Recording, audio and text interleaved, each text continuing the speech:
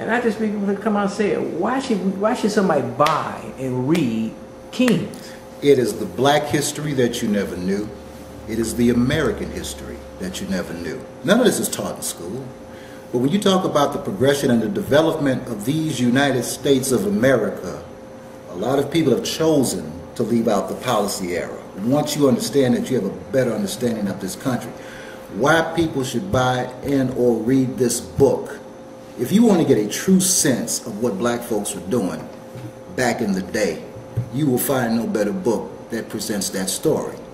Again, the book shows you a time when black folks were in control of the neighborhoods, when black folks were in control of the politics, when black folks were in control of the economic resources of the town that we live in.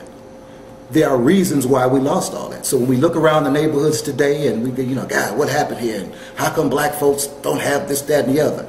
It's no accident that you don't know the answer to that question, and it's no accident as to the reality of how it came to be this way. Once upon a time, black folks were generating a lot of wealth. The mob, the city cops, state's attorney cops, county sheriffs, state police, all got together to bring down the system that was being run by these brothers. The stories have been erased, so you didn't go to school knowing this story.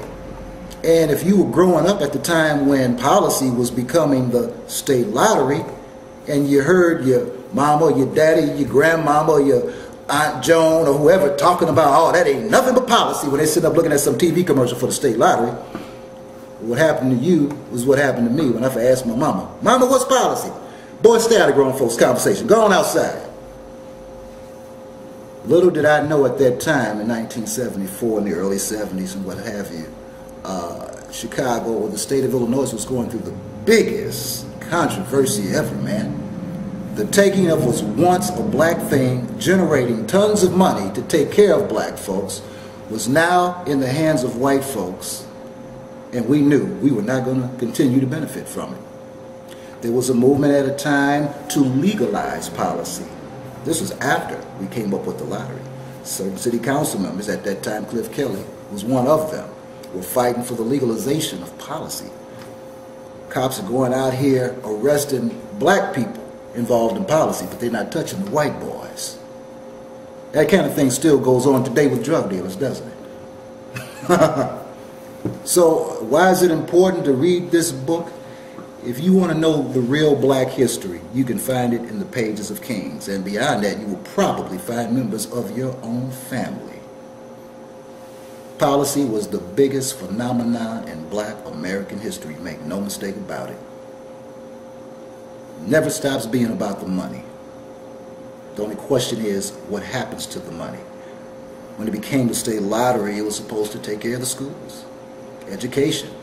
Don't even get me started on that one. You know the answer to that as well as I do.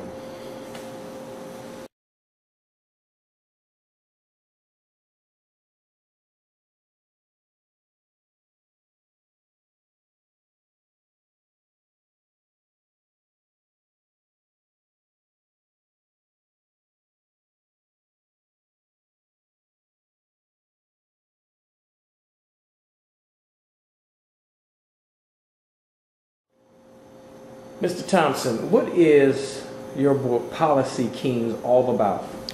Well, it's the history of the Chicago policy racket, which is also known as the numbers racket. And for the younger of your viewers who may not know the connection, it's what you know today as the state lottery. Your book is it a history book? Oh, it's absolutely a history book. I mean, it takes you, I'm going to get into the mechanics of it. The book opens in the year 1885 and concludes in present day.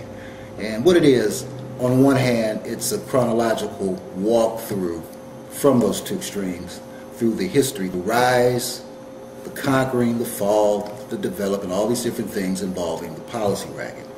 Again, it's what you know today as a state lottery, but it began as the numbers, policy racket. And the thing that's unique about it is that this was owned and operated by black men.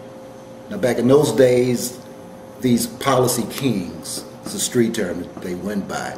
But they were also known as race men, and that's a term that you don't hear about too much these days. So the idea was to take the money that was derived from this illegal gambling game and put it to good use.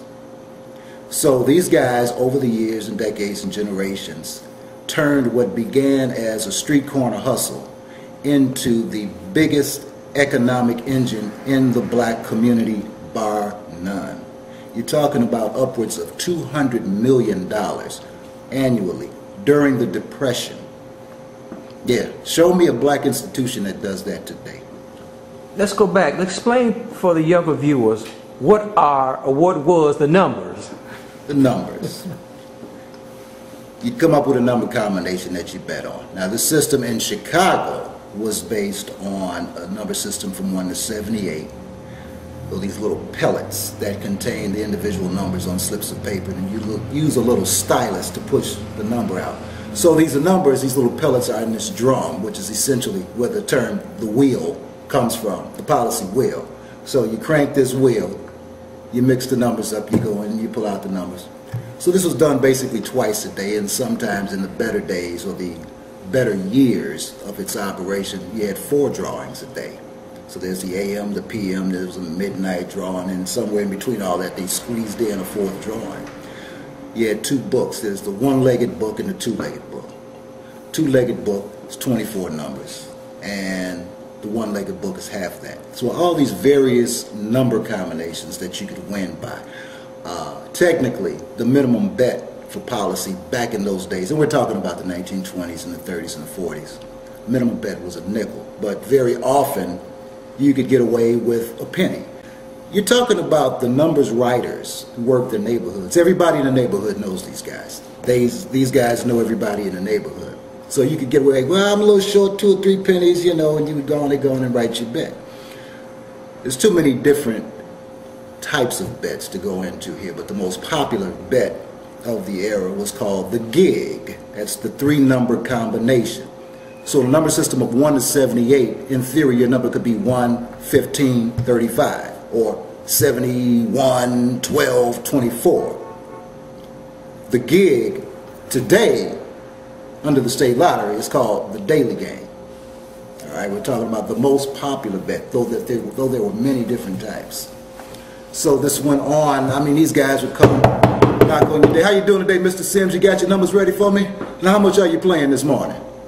You're talking about a systematic approach to this. You're talking about an army of these guys that work the neighborhood, South Side, the West Side, what we know as Bronzeville today. But I tell you something too, I think there were probably more women working in this business than men were. That's another story. But to answer your question, that's the numbers.